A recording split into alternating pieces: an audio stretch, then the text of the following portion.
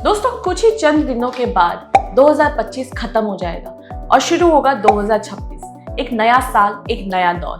तो दोस्तों इस 2026 में जिन जिन लोगों ने अपनी आंखों में सपने सजाए थे अपना खुद का बिजनेस खोलने की ना, वो सपना साकार हो सकता है। अगर आप ये वीडियो अंत तक देखते हैं तो इसमें आपको बताऊंगी कि 2026 में आप कौन सा बिजनेस कर सकते हो, कितना इन्वेस्टमेंट रहेगा और आप प्रॉफिट उसमें से कितना कमा सकते हो। तो दोस्तों वीडियो को अंत तक जरूर। नमस्कार दोस्तों, स्वागत है आप सभी का हमारे YouTube चैनल में। तो आज हम बात कर रहे थे कि आप 2026 में कौन सा बिजनेस कर सकते हैं। तो दोस्तों देखिए, बिजनेसेस काफी प्रकार के होते हैं। कोई फूड का बिजनेस करता है, कोई रियल एस्टेट में बिजनेस करता है, कोई कपड़ों का बिजनेस करता है, कोई कॉन्ट्रैक्टर होता है। बिजनेसेस काफी प्रकार के होते हैं। तो इनमें से कौन सा बिजनेस है जो आप कर सकते हो बहुत ही आसानी से और जिसमें आपको प्रॉफिट भी हो। दोस्तों देखिए, ये बात है 19s की, जब स्टॉक मार्केट डूबा था ना, बॉम्बे स्टॉक एक्सचेंज डाउन चला गया था, लाखों व्यापारियों के पैसे डूब गए थे, तब शुरू हुआ था टेक्सटाइल का बिजनेस। तब जो हाइप पकड़ी है, आज तक अभी 2025 तक उसका दर दिन प्रतिदिन बढ़ता जा रहा है। जीडीपी के मामले में टेक्सटाइल नंबर 1 कंट्रीब्यूशन देती है ऑल ओवर वर्ल्ड में। तो दोस्तों देखिए, टेक्सटाइल का बिजनेस है, कपड़ों का बिजनेस बहुत फैला हुआ है। लेकिन अभी 2026 में स्पेशली कहूँ तो कौन सा बिजनेस है जो आप करके टेक्सटाइल के अंदर ज्यादा मुनाफा कमा सकते हो अदर व्यापारियों के मुकाबले। दोस्तों देखिए, टेक्सटाइल में कपड़ों के जो व्यापार में काफी प्रकार के आपको प्रोडक्ट देखने को मिल जाएंगे। साड़ी, कुर्ती, जो खास करके वुमेन्स वेयर आर्टिकल्स है, उसमें भी काफी वेराइटीज आपको देखने को मिलती है। सेम एज मेंस वेयर में भी काफी वेराइटी देखने को मिलती है। लेकिन जो वुमेन और मेंस वेयर के बीच की कैटेगरी आती है ना, जिसे हम कहते हैं किड्स वेयर, छोटे बच्चों के कपड़े, वो जो वैरायटी है उसका मार्केट में डिमांड तो है, लेकिन उसके जो कंज्यूमर्स है वो अच्छी तरीके से अच्छे प्रोडक्ट्स खरीद नहीं पाते, उनको मिलता नहीं है। क्योंकि दिक्कत क्या आ रही है? क्योंकि आप ये वैरायटी रख ही नहीं रहे। आपको समझ ही नहीं आ रहा कि भाई कंज्यूमर्स की डिमांड है, लेकिन आप वैरायटी ऐड नहीं कर पा रहे हो। क्यों? क्योंकि आपको पता नहीं है कि सही होलसेलर कौन है और मार्जिन कितना सेट करना है। आप हमेशा महंगे दामों में कपड़े खरीदते हो, जिसकी वजह से आपकी दुकान बंद हो जाने के चांसेस कई ज़्यादा बढ़ जाते हैं अदर दुकानदारों के मामलों में।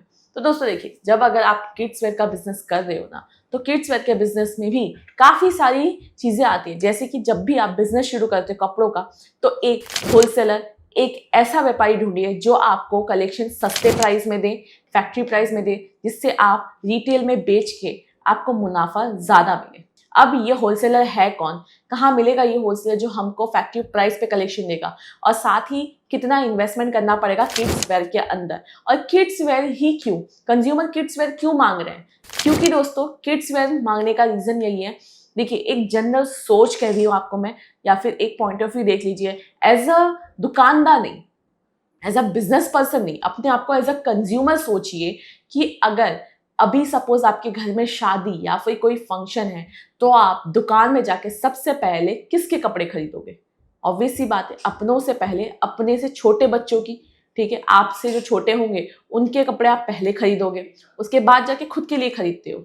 सेम एज अगर आप एज अ भाई या फिर एज अ अपने आप को मदर पेरेंट्स भी देखो, तो आप अपने बच्चों के कपड़े खरीदते हो। अब दूसरा पॉइंट मैं आपको बताती हूँ।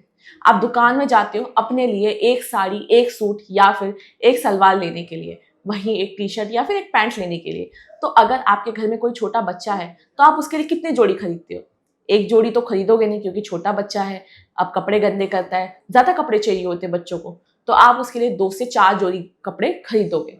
तो यहाँ पे डिमांड कपड़ों की बढ़ी, क्वांटिटी बढ़ी छोटे बच्चों की, लेकिन सप्लायर है ही नहीं, और जो सप्लायर हैं वो आपको महंगे दामों में दे रहे हैं।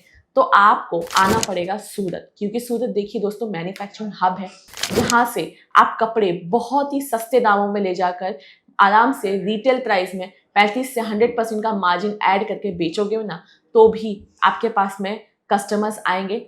अगर आपने माल खरीदा होगा सूरत के अजमेरा फैशन से। अब ये अजमेरा फैशन क्यों और कौन है ये अजमेरा फैशन?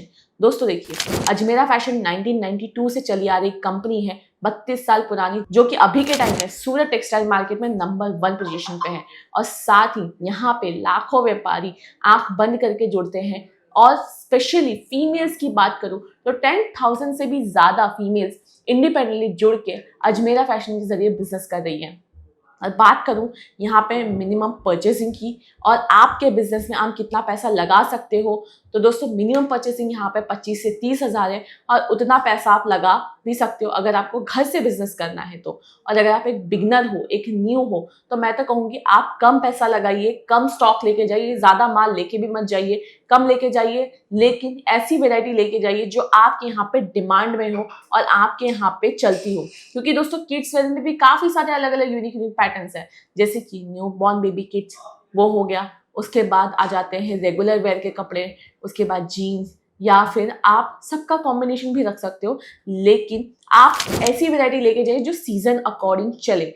अगर आपको दोस्तों सीजन अकॉर्डिंग कौन सा कलेक्शन चलेगा इस बारे में जानना है तो आप हमारी प्लेलिस्ट चेक कर सकते हैं या फिर आप हमें कमेंट कर सकते हैं। हम आपको बताएंगे कि आप सीजन अकॉर्डिंग कौन से कलेक्शन छोटे बच्चों के ले जाके बेच सकते हो और मुनाफा कमा सकते हो। इसके ऊपर स्पेसिफिकली हम एक वीडियो भी बनाएंगे। दोस्तों अगर आपको पसंद आया हो तो हमारे इस वीडियो को लाइक और शेयर जरूर से कीजिएगा। और दोस्तों उम्मीद है आपको पता चल ही गया होगा कि 2026 में कौन सा बिजनेस करना चाहिए, कितना इन्वेस्टमेंट रहेगा और आप कैसे इसको आगे ले जा सकते हो और क्यों करना चाहिए, इस बारे में भी हमने जाना। दोस्तों मिलेंगे नई वीडियो के साथ में, तब तक के लिए नमस्कार।